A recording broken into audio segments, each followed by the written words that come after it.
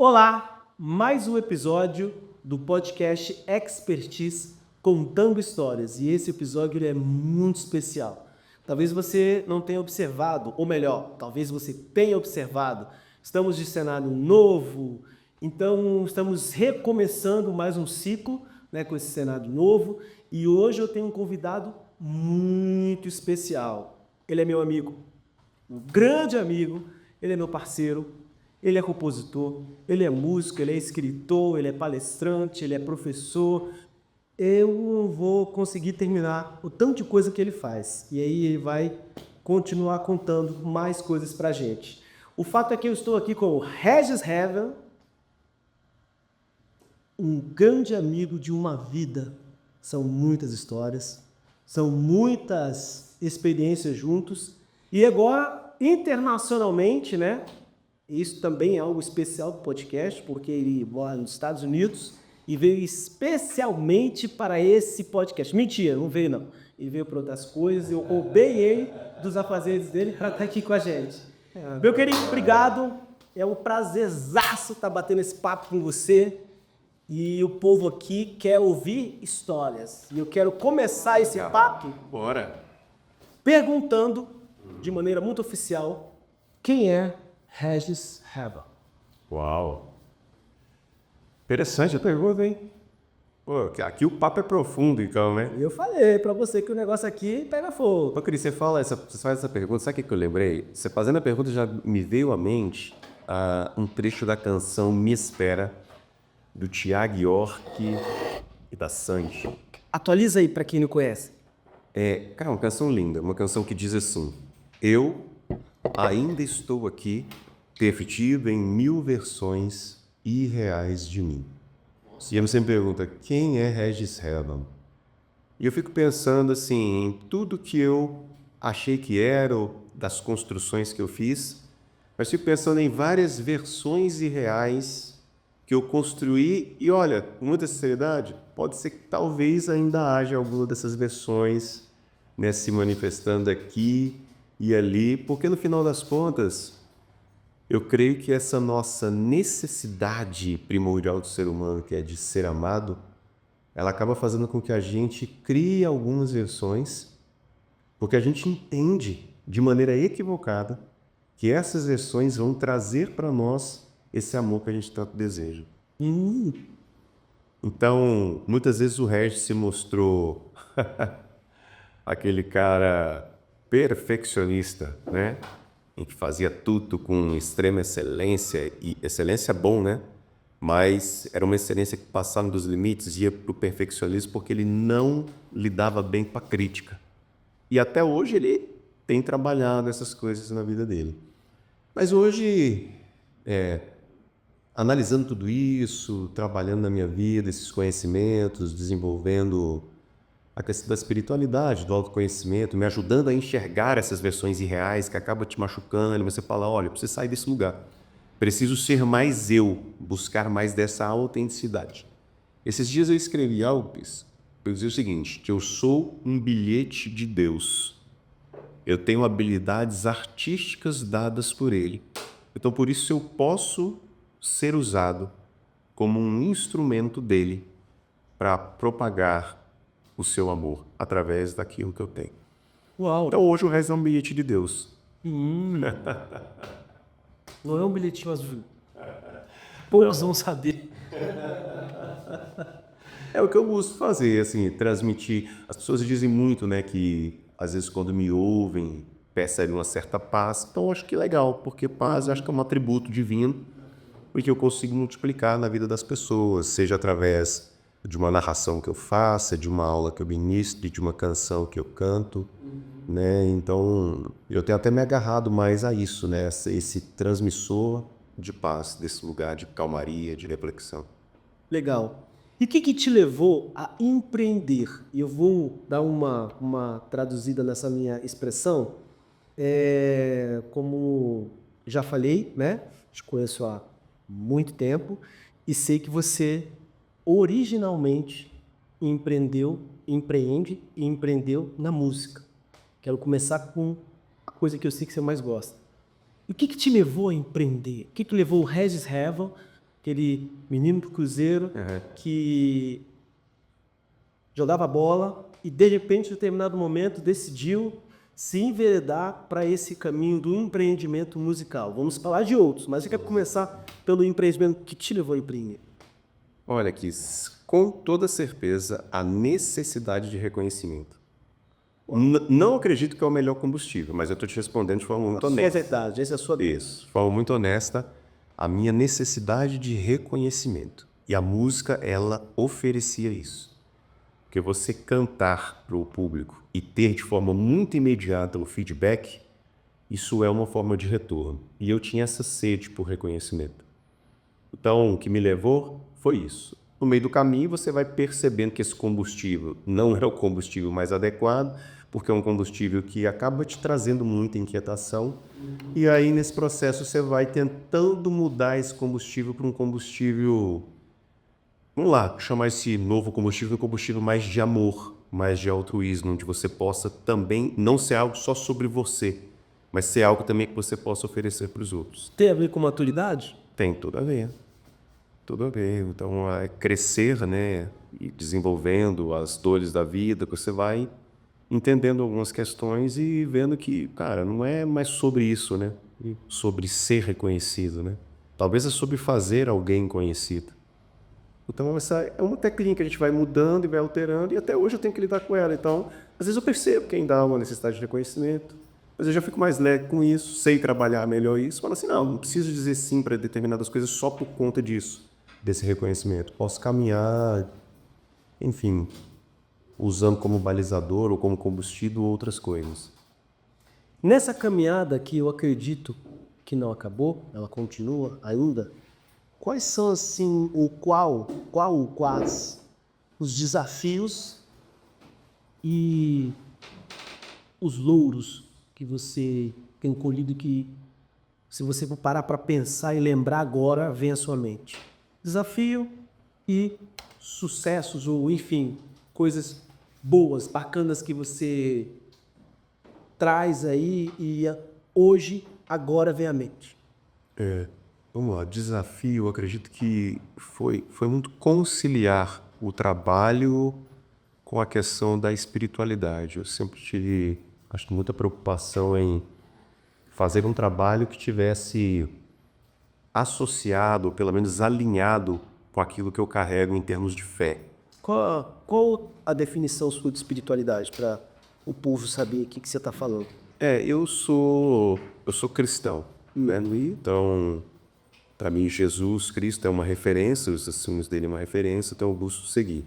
Então, em algum momento na música, por exemplo, mais lá atrás, por exemplo, na adolescência, eu carregava algum conflito, como se ser músico entrasse em conflito com a questão da fé cristã, né? E não entra? Não entra, que favor. Nossa, que novidade. E turistas? Na verdade, eu acho que não, cara. Acho que toda profissão você consegue, enfim, fazer esse alinhamento e seguir. Eu posso muito bem, como músico, escolher aquilo que eu quero transmitir para a minha música, né? E como eu falei, ser um bilhete de Deus, ser um canal para que essa música possa levar para as pessoas uma virtude divina, como, por exemplo, a paz. Então, eu posso seguir com isso. Eu não sei, talvez alguma crença, né? Ainda mais a igreja, há tempos atrás, também carregava muito essas crenças limitantes, onde elas meio que impunham algumas coisas, né? E outras eram completamente erradas. Então, talvez isso foi um dos grandes desafios, conseguir fazer esse alinhamento. Agora, sobre os grandes louros, cara, o projeto Tempo para a Vida, para mim foi algo, assim, extraordinário. Apesar de empreender na música, você sabe que eu também empreendi no mundo dos concursos, né? Então, durante muitos anos, até por morar em Brasília, a gente carrega também uma crença de que Brasília é a cidade dos concursos, então eu fui nessa e estudei muitos anos e passei em alguns concursos. E num desses concursos, que foi um do Ministério Público Federal, que por sinal até hoje eu estou lá, como servidor licenciar, mas ainda estou lá, eu desenvolvi um projeto. Olha que mal. Chamado Tempo para a Vida. No ano de 2017, eu recebi o telefonema de uma colega chamada Marli Andrade, A Marli tinha trabalhado comigo no Ministério Público, mas naquela ocasião ela já estava trabalhando no setor de qualidade de vida do Ministério da Agricultura e Pecuária, o MAPA. E ela me ligou, me convidando para fazer uma palestra, né, para a causa da qualidade de vida ali dentro. E eu, no momento, assim, estava muito mergulhado num livro chamado Tríade do Tempo, de um autor chamado Christian Barbosa. E eu estava mergulhado no Tríade do Tempo porque o Tríade do Tempo ia fazer parte de um conteúdo de diversos treinamentos gerenciais que a gente ia ministrar no Ministério Público. Quando a Marli me fez aquele convite, cara, o livro estava na minha frente, assim. E aí, na hora, eu pensei, cara, por que não unir tempo e música? Há tantas canções sobre o tempo. Genial. E eu são duas habilidades, ministrar uma palestra, mas também tocar. E aí eu falei para a Marli, assim, não sabia exatamente o que eu ia fazer, mas na minha cabeça eu só pensei assim, cara, vai ser uma palestra musical. Falei, Marli, com certeza, pode contar comigo. E aí mergulhei naquilo, comecei a buscar algumas canções que iam ser como pano de fundo, né, desse projeto. E aí realizei essa palestra lá com a Marli no Ministério no MAPA, né? Foi ali aproximadamente 1h30 de palestra. Cara, eu percebi que as pessoas se entregaram ao momento. Eu acho que era algo muito diferente, talvez até hoje ainda seja, né? Você ter um palestrante, ao mesmo tempo músico, né? Para conduzir um momento, usando a música como pano de fundo. As pessoas se envolveram bastante. Ministrei a ferramenta da Tríade do Tempo, que está no livro, para eles. E a ferramenta é muito legal porque ajuda as pessoas a ter uma clareza de como elas estão utilizando o próprio tempo. Né? O Christian divide o tempo em 3 esferas, né? Importante, urgente e circunstancial. Então, esse exercício te ajuda a entender quantos % eu estou usando naquilo que de fato é importante, em coisas urgentes, mas também em coisas circunstanciais, que é a esfera que a gente tem que ter maior cuidado, né? E é a esfera que te coloca num lugar onde, basicamente, as circunstâncias vão dominar e você não vai alcançar o objetivo. Ou seja, é uma esfera que vai te levar para uma vida de mais insatisfação. E leva a ser refém, né? Acaba sendo refém, né? Sendo refém das circunstâncias, né? Ou seja, escravo do destino. Certo. E aí fiz essa ferramenta com eles, usando as músicas como um pano de fundo, trazendo conteúdo de inteligência emocional. Ah, Cris, foi algo maravilhoso, porque você ter, assim, eu falo isso, isso é um privilégio, cara, você juntar 2 das suas habilidades dentro de um processo ali vocacional, né, e profissional, é espetacular. Para quem tocava violão de graça, né, agora você poder tocar violão, ministrar uma palestra e ainda receber por isso, eu acho que é um caminho espetacular. Eu ia perguntar assim, como você se sentiu? Mas logo na hora que eu pensei nessa pergunta, eu fui lá no início do nosso papo, quando você falou que o objetivo era o reconhecimento. Você sentiu reconhecido totalmente? Como é que foi esse sentido? Um sentimento bom, né? Assim, você vê que as pessoas... você ter um produto, entregar esse produto e ver que esse produto agrega valor à vida dos outros, isso é bom porque te dá uma sensação de, cara, eu sou útil. Utilidade. Eu contribuo para a vida das pessoas. E foi muito legal. Essa palestra aconteceu, ela foi ganhando novos contornos, novas músicas eu fui percebendo, acrescentando conteúdos. Apresentei essa palestra para uma amiga chamada Daisy Silva, também no Ministério Público. A Daisy gostou tanto, comprou a proposta. E a Daisy, na época, ela trabalhava como chefe do setor de qualidade de vida do Ministério Público. Ela indicou essa palestra para vários líderes em outras regiões do Brasil. Cara, e naquele momento foi um empurrão que eu precisava, porque foram vários convites e, de repente, assim, dentro de 1 ano, eu já tinha viajado por 10 estados. Caramba. Ministrando essa palestra. E, a propósito, você estava comigo em um deles, que foi o de Belo Horizonte, lembra? A gente fez essa viagem junto, eu te convidei, você tocou comigo lá em Belo Horizonte, e você via como era uma coisa assim, era simples, mas era algo profundo, algo que tocava. O tema Tempo para a Vida era um tema extremamente importante para as pessoas, e até hoje eu vejo como um tema importante. Eu acho que o coração do homem tem uma espécie de relógio biológico que está disparando, e é como se cada minuto fosse 1 minuto a menos. E eu acho que isso traz um certo incômodo para o ser humano, do tipo, cara, será que eu estou fazendo da minha vida algo legal, algo que valha a pena? Eu simplesmente estou sendo um escravo do destino, deixando o tempo passar e de repente, meu Deus. E atualmente o tempo parece que ele está passando correndo, voando. A gente não tem mais aquela... quinta-feira, segunda-feira não assusta mais. Quando chega na segunda-feira, já está na quinta-feira. Aí daqui a pouco você acabou, já está no fim de semana. Hoje é sábado. Segunda-feira, a gente já vê, não mais com aquele medo, que a gente via antigamente. Nossa, segunda-feira, vamos começar tudo lá. Porque essa questão do tempo, o tempo está indo tão rápido, né? E eu acredito muito que essa coisa do tempo passar rápido, ela tem uma relação direta com você viver no piloto automático. E por que eu digo isso? Lá no próprio livro do Christian Barbosa, ele conta uma história de alguém, por volta dos seus 50 anos, que tinha assistido a uma palestra dele. E quando terminou a palestra, esse cara passou um e-mail. E no e-mail ele dizia assim: Christian, tenho 50 anos e a sensação que eu tenho é que a vida passou rápido demais. E muitos dos meus sonhos ficaram para trás, ficaram no papel. Quando eu pego lá o ano de 2016, 2017, que foi o ano em que eu montei a palestra Trilho do Tempo, e que em um ano eu rodei 10 estados no Brasil, a sensação que eu tive é que tinham passado 10 anos. Oi. Então foi o contrário. Era como se dentro de um ano eu tivesse vivido 10, e não o contrário. 10 anos passaram, parece que foi ontem, né? Vivi só um ano. Então, o fato de eu estar envolvido em algo que fazia sentido, em que eu estava engajado, que trazia para o meu coração uma série de emoções positivas, e eu vou dizer, eu estava presente. Fez toda a diferença. Então, o que faz a gente hoje dizer assim, nossa, o tempo está passando rápido demais? Provavelmente a gente está vivendo no piloto automático. E o piloto automático tira a gente do único tempo que de fato existe, que é o presente. Olha só, passado passou, o futuro é uma projeção.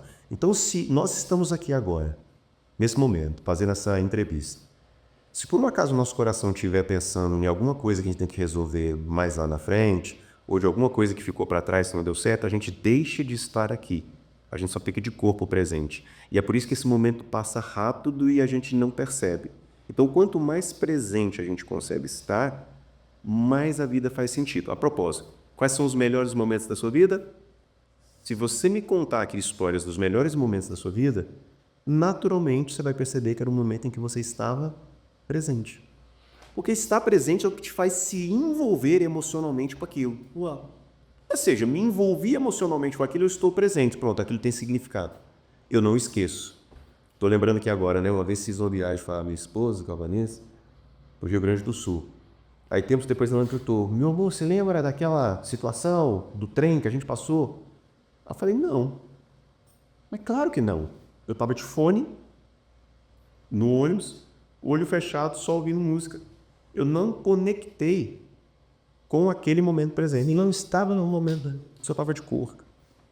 Então, assim, qual que é o nosso desafio, Cris, no final das contas? É a gente estar presente. Então eu posso dizer que tempo, ao invés do que muita gente diz que tempo é dinheiro, eu posso dizer que tempo é vida. Tempo é vida. E posso dizer também, uma filosofia de vida que eu tenho, que você já conhece, que o bom do viver é carpe diem. Então a gente precisa... Carpe diem. Que é... Aproveite o dia. Aproveite esse momento. Presente, velho. Sim. Tem uma frase, cara, de algum vídeo que eu coloquei até na palestra, não sei se eu vou lembrar ela aqui exatamente, mas acho que dizia assim, não importa as horas que passam, mas sim os momentos que ficam. Olha. E aí, o que são os momentos que ficam? Senão aqueles em que você esteve presente.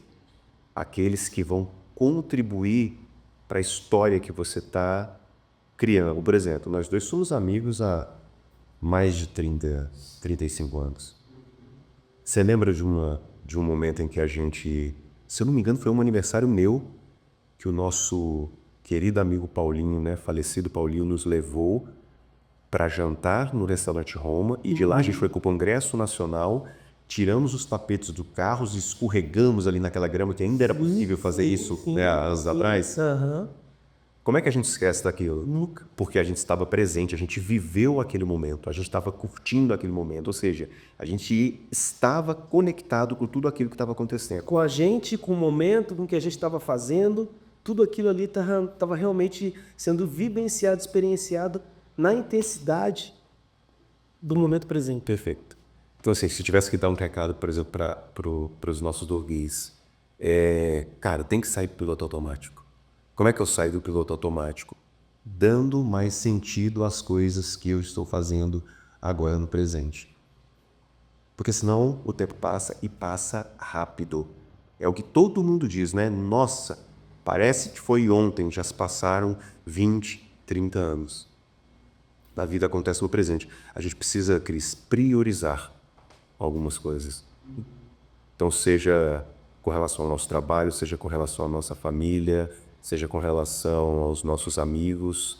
Então, priorizar isso faz com que a gente experimente esses momentos e a vida vai ganhando esses novos contornos, novos sentidos e vai contribuindo, assim, eu diria, para o legado que a gente vai deixar, porque é inevitável passar por essa vida e não deixar marcas. Todos nós vamos deixar algum tipo de marca. Então, se eu estou entendendo o que você está falando, é como se a gente parasse de usar a palavra falta como uma desculpa e começar a priorizar o que a gente tem, valorizar o que a gente tem, usufruir da melhor maneira que a gente pode o que a gente tem, e que talvez fazendo isso a gente pare de arrumar desculpa com a falta de tempo.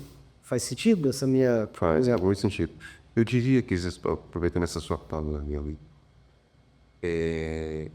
aproveitar aquilo que a gente tem. Não é uma tendência, pelo menos de grande parte das pessoas, às vezes até me pego nisso também, que é você exercendo um olhar para aquilo que você ainda não tem e com isso você deixa de olhar para aquilo que você tem? Isso. Aí a palavra que vai traduzir isso é o contentamento. Paulo, você falou que é cristão, eu também sou, ele fala algo muito interessante no capítulo 4 de Filipenses. Ele discorre sobre sobre vários assuntos ali, mas ele pincela algumas vezes a palavra alegria. E Paulo vai contar algumas coisas, ele vai discorrer uma situação da vida dele para explicar o que ele está querendo dizer. E ele fala, e é desse capítulo que tem aquela frase que muitos gostam, eu também gosto, que é tudo posso naquele que me fortalece. Mas para Paulo chegar nessa frase, ele dá um contexto, e o contexto é: passei por dificuldade, passei por abundância, passei por escassez. E ele começa a falar várias coisas ali. Ele termina dizendo, não o texto, mas em determinado momento ele vai dizer sobre o tudo posso naquele que me fortalece. Mas ele não usa essa frase solta. Ele traz ela como uma conclusão de um contexto, que é o contentamento.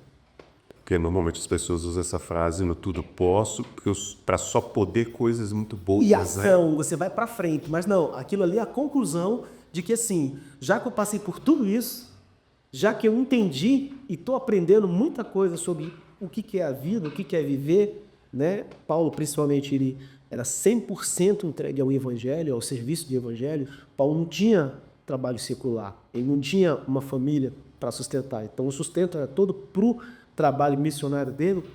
Paulo chega a dizer isso. Olha, diante de tudo que eu já vivenciei, tudo posso naquele momento. O que mais pode acontecer que eu não vou conseguir lidar, né?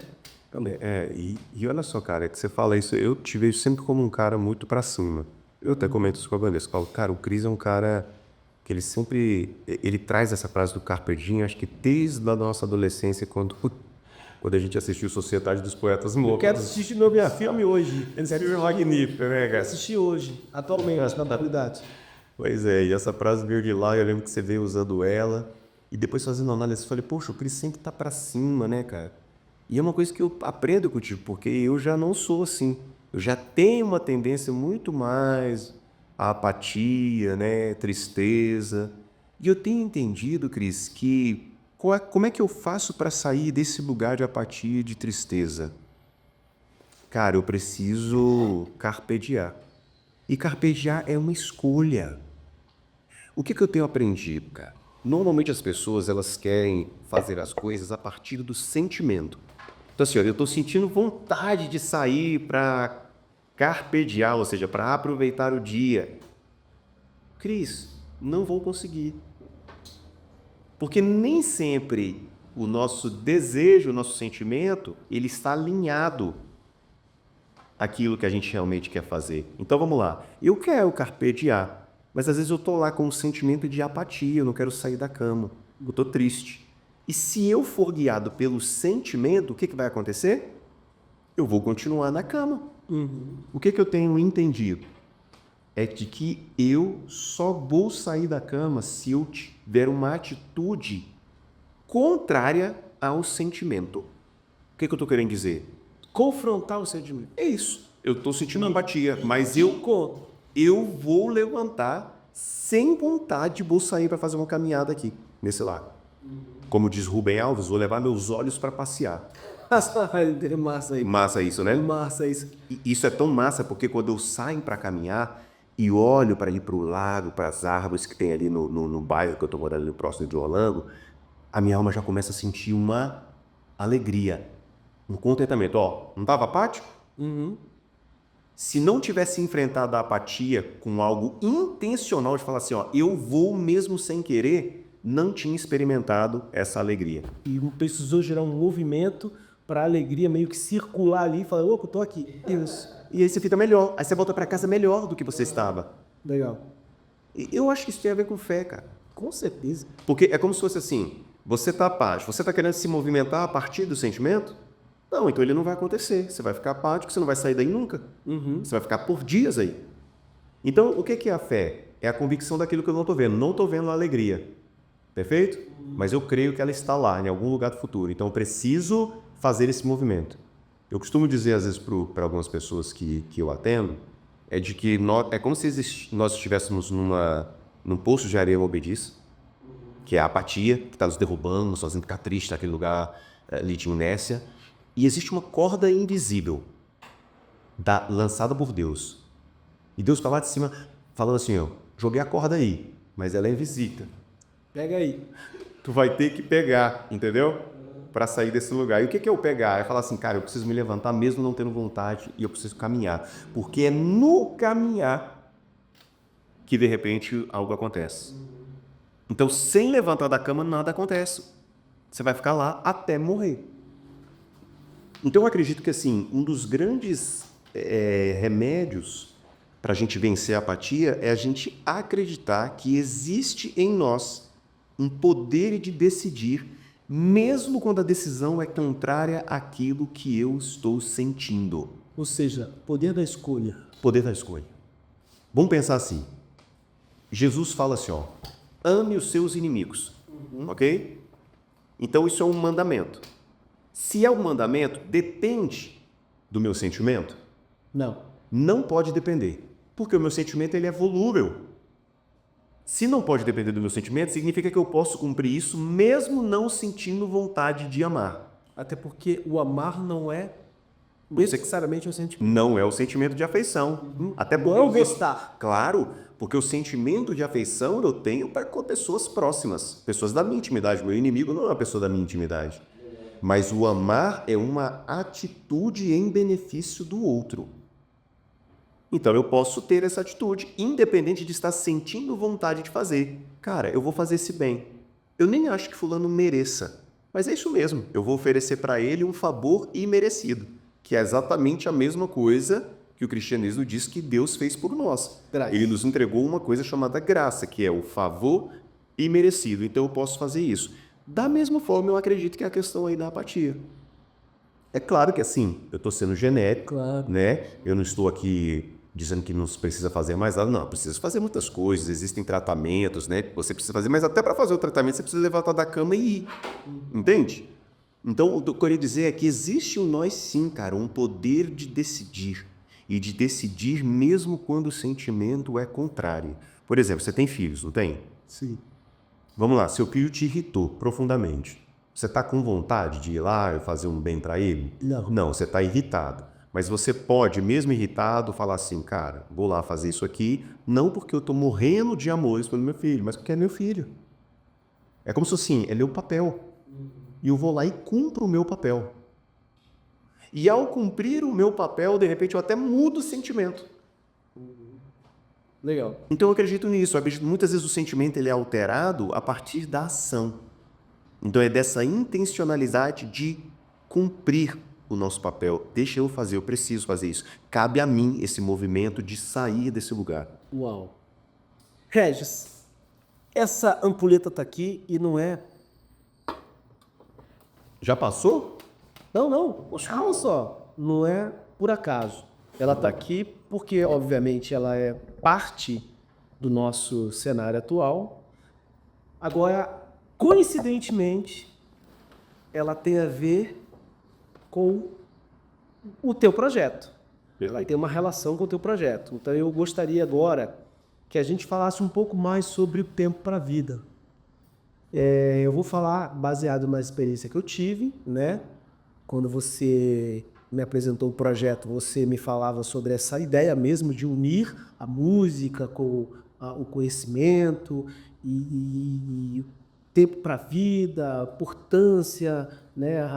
Usar o tempo com o que realmente importa.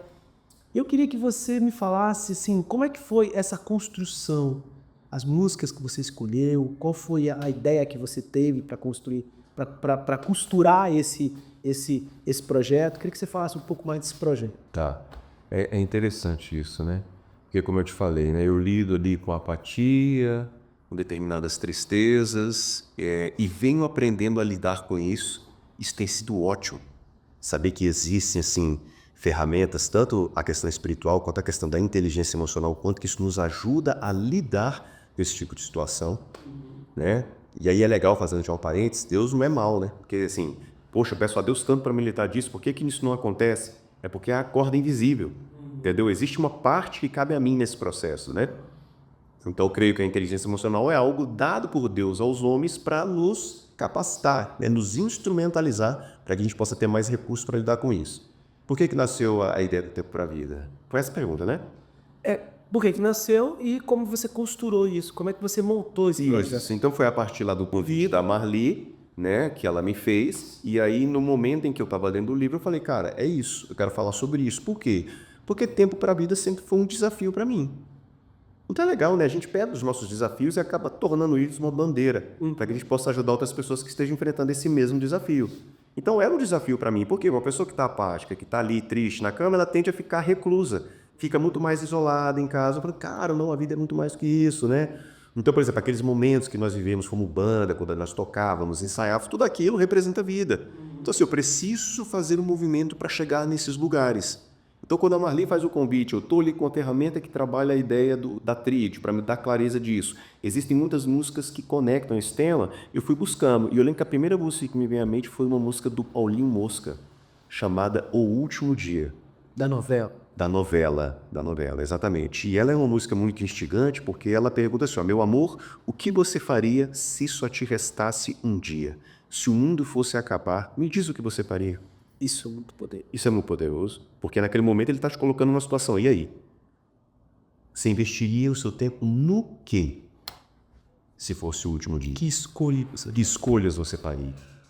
Né? Aí Paula iria para o shopping center, ou seja, você investiria... Vamos pensar no shopping aqui como um lugar de comprar, de ter. Aquisição, ter. Você investiria o seu tempo no ter em detrimento do ser, né? Essa é a leitura que eu faço, né? E aí ele iria para uma academia. Será que você investiria na sua estética, né? Isso é o mais importante. Estamos questionando sobre o que é mais importante, né? E eu lembro que na palestra eu sempre fazia uma pergunta, que era assim, queria que você fechasse os olhos e pensasse agora em algo que é muito importante para você. Proposta, né? Para você que está nos ouvindo. Pensa agora em algo que é muito importante para você. Pensou?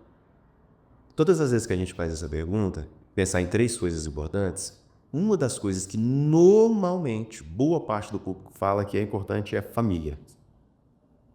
Talvez seja assim com você, tá? Fica preocupado aí, não, que se não for família tá tudo bem também, tá bom? Mas a questão é, geralmente é família, mas a questão é, o que é mais importante? Quanto você tem investido nisso? De tempo. Então, se a família é importante, quanto tempo você tem investido na sua família? Você faz uma ligação para as pessoas que você mais ama, para os seus familiares? Você dedica um tempo de qualidade com essas pessoas? Você sai, enfim, você se envolve. Aí, às vezes, as pessoas pegam assim, meu Deus, a minha família é extremamente importante, mas eu não estou dedicando um tempo que eu gostaria de dedicar. Então, esse confronto já te coloca no linha do tipo, meu Deus, peraí, eu preciso rever a minha agenda. Então, eu preciso separar um tempo para as coisas que são de fato importantes. Às vezes, as pessoas dizem, é carreira. Beleza, é carreira. Quantos cursos você fez? Quantos livros você leu no último ano relacionado à sua carreira para construir essa ponte? Um investimento nesse tema aqui. Para esse lugar, se você está dizendo que é importante. Então, muitas vezes eu percebi que as pessoas elas se pegam em incongruência, que é o quê? Eu sei de coisas que são importantes para mim, mas eu não estou dedicando tempo para isso e por isso eu estou no piloto automático, por isso a vida está passando rápido demais. E é uma armadilha. Então, assim, o piloto automático ele acontece de forma natural porque o mundo é essa correria. Normalmente você pergunta para as pessoas como é que está o dia. Ou estou na correria, não é isso? Essa correria te coloca... O mundo é uma avenida movimentada. Sim, imagina a Avenida Paulista, o centro do Rio de Janeiro, o centro de Brasília, onde as pessoas estão tudo trafegando, andando para um lado para o outro. Né? O mundo é isso. Então você que tem que se virar, você que tem que se ajustar naquilo que você acredita que são as suas prioridades. Faz sentido essa observação? Eu estou sentindo. E a segunda música que veio à sua mente? Cara, eu acho que na época foi aquela Paciência do Lenin, que é honrado. Porque se o mundo é essa avenida movimentada, talvez nós é que vamos ter que fazer uma escolha de pisar no freio. Ou pelo menos de desacelerar e falar assim, peraí, deixa eu curtir um pouco dessa paisagem. Deixa eu viver. Deixa eu viver. Como o Lenin me fala, né? Peraí, enquanto o mundo acelera e cai depressa, eu me recuso, passo hora, vou na balsa. A vida é tão rara. Ou seja, se a vida é rara, eu preciso me conectar com o que é vida. E não posso perder tempo. E nessa correria, eu acabo desconectando do que é vida. Então, foi uma segunda música. E é uma música importantíssima, que no projeto eu lembro que como as pessoas se conectavam também com essa canção, a importância dela. E sempre usando as músicas como pano de fundo para trazer algum conteúdo, né? Cara, a outra, salvo engano, foi aquela música da Kel Smith. Era uma vez. O que você... Porque era uma música que remetia à infância. E normalmente, onde é que está a nossa essência? A criança não é a fase que mais demora para passar? Se a gente for parar para pensar, meu Deus, quanto tempo demorou? Porque a criança normalmente estava presente, ela viveu com intensidade tudo aquilo. É por isso que demorou. Então não é por acaso. Não é por um acaso, é porque ela estava experimentando o mundo. A criança viu várias coisas pela primeira vez. A propósito, uma dica, qual foi a última vez que você fez alguma coisa pela primeira vez? Né? Porque experimentar coisas novas pode trazer novos sentidos. Às vezes você acha que a vida já acabou, que é só isso, mas tem tanta coisa para se ver. Esse Bato está morando nos Estados Unidos. Ou seja, eu estou aqui há 45 anos em Brasília, achando que o mundo enfim, que a vida é só isso aqui. De repente eu tenho agora uma experiência de morar 3 anos nos Estados Unidos. Abriu um leque para várias outras possibilidades. Né? O que me faz até pensar em morar em outros lugares. Para falar assim, meu Deus, quanto lugar lindo que é para conhecer, quanta coisa bacana, entende? Então, assim, se permitir viver outras coisas é se permitir ter novas experiências. E novas experiências trazem para a nossa mente novas informações. Uau. Com novas informações, provavelmente você ressignifica muita coisa talvez que você tenha vivido.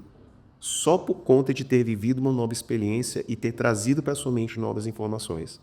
E aí vem a outra música, que é a música do Lulu Santos. Isso. Vamos nos permitir, né? Vamos nos permitir. Que é que a gente finalizava a palestra, né?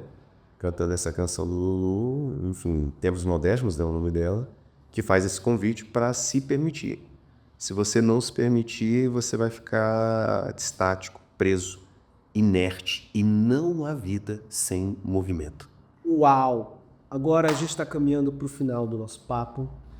E eu gosto sempre de fazer uma pergunta, antes da pergunta final, que é: Regis Hero, que pergunta você gostaria que eu te fizesse e eu não te fiz?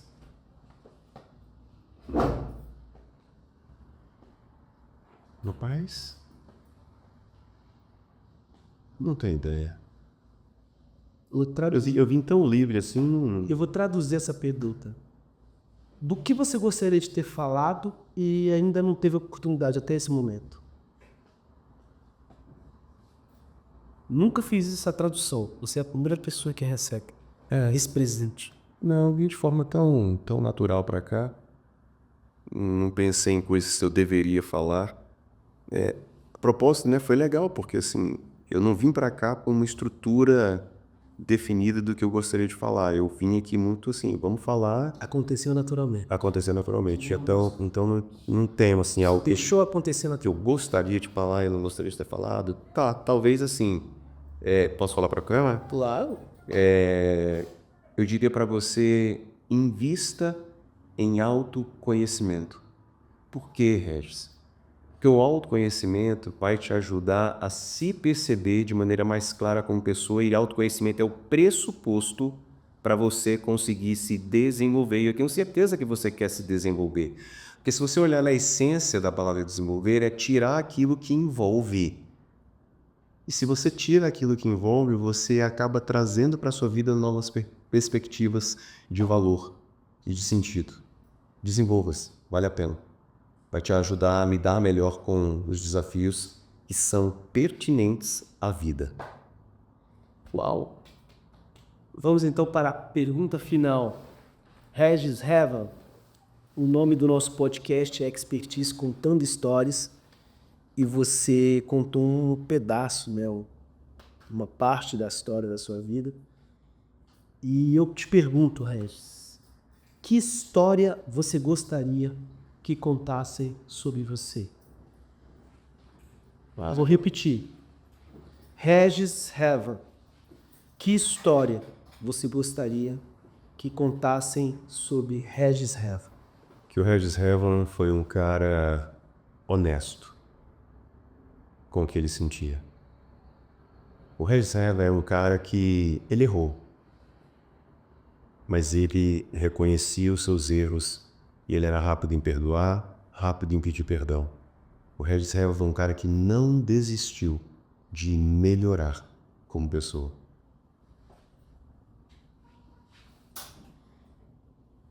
E o que mais? Acho que só isso, cara. Já pensei nessa pergunta outras vezes, Cris, e a gente pensava que é a história de legado, de tudo, né? E muitas vezes a gente vai vivendo e percebendo as nossas evoluções, as nossas involuções, né? Aquilo que seria o nosso sucesso, os nossos fracassos. Cara, eu já cheguei à conclusão só isso. Eu só quero assim, ó, por exemplo, você pensa essa pergunta pensando nos meus filhos, tá? E os nossos filhos nos conhecem muito mais, porque eles percebem as nossas incongruências. Eles nos conhecem, né? Eles não conhecem. Então, cara, a única coisa que eu quero que os meus filhos lembrem de mim é assim, ó, cara, pai foi um cara que batalhou sempre para ser uma pessoa que fazia o bem. E mesmo quando ele não conseguiu, ele era sincero e honesto em pedir perdão. E isso é uma virtude dele, reconhecer a sua fragilidade, o seu erro, é algo que eu carrego dele, porque isso para mim é força e não fraqueza. Ou seja, não escondeu as vulnerabilidades. Seria isso?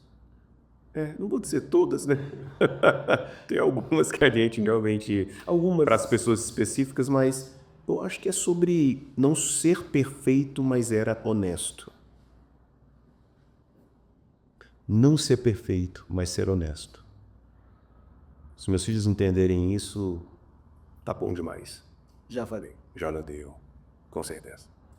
Você pegou a câmera e mandou uma mensagem, mas agora que a gente está no final da nossa conversa, ela volta para você, ou melhor, você pode se voltar para ela novamente e falar o que você quiser. Você pode passar uma mensagem, você pode falar do projeto, você pode falar das suas redes sociais. Então agora você pode voltar a olhar para ela e falar a sua mensagem final, a mensagem que o Regis quer transmitir.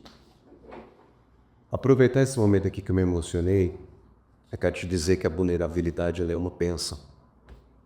Porque ser vulnerável é se colocar numa posição em que você pode ser ferido. Isso é uma verdade. E talvez seja isso que te impeça de se colocar nessa posição. Só que existe o outro lado da moeda.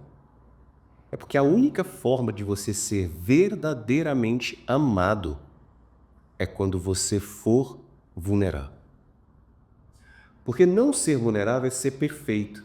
E como ninguém é perfeito, Deus, tentar ser perfeito é impedir que as pessoas te amem. Então olha aqui, Cris, eu sou vulnerável. Isso é o que permite com que o Cris se conecte comigo e me entregue, por exemplo, compreensão e empatia. Pressupostos do amor. Agora eu sou um cara invulnerável, perfeito. O cristiano só consegue me entregar valor e admiração. Mas ele não consegue entregar amor, porque o amor você só consegue entregar para aqueles que são vulneráveis. Aonde há força total e perfeição, o máximo que você consegue ter é admiração. É os super-heróis. Eu admiro, mas eu nunca me conecto com eles como ser humano.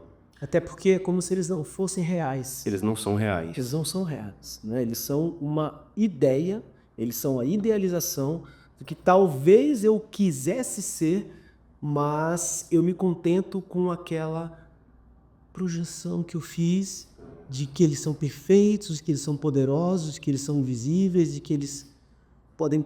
Pronto, ou seja, seja vulnerável. Porque não ser vulnerável é criar a versão irreal que eu falei no início aqui, ó, da Lúcia do Thiago New York. E a versão irreal, quando ela é admirada ou quando ela é amada, na verdade quem está sendo amado é a versão irreal. Não você na sua essência, porque você na sua essência não é isso que as pessoas estão projetando de você. Você é um cara imperfeito, ou seja, você é um cara vulnerável. É por isso que quem te ama é sua esposa. Por isso que quem te ama são seus filhos, porque os seus filhos conhecem a sua versão real. É por isso que quem nos ama é Deus, porque Ele nos conhece tanto nas nossas forças quanto nas nossas incapacidades, nas nossas imperfeições. A gente não tem como impressionar. A gente não tem como impressionar. E a melhor coisa que existe, cara, é ser amado por quem você é. Isso é libertador. Sensacional. Deixa as suas redes sociais aí. Regis Revlon, @Regis Revlon no Instagram. Lá já tá bom demais. Me segue por lá que tem alguns conteúdos. Tem o livro Tempo para a Vida, que está sendo produzido e vou concluir ele nos próximos dias. Tem uma masterclass do Tempo para a Vida, onde a gente vai explanar tudo isso aqui de forma muito mais metódica, detalhada, com slides, com ferramentas valiosas como essa que eu lhe falei da tríade do tempo, e que você vai poder ter acesso, talvez aí por um custo-benefício imperdível, né? Eu diria assim, o preço de um livro muito simples, tá bom? Para abençoar a sua vida e te fazer evoluir em termos de autoconhecimento, para o seu crescimento, para o seu bem-estar. É isso aí. Amado amigo, obrigado. Brinco eu.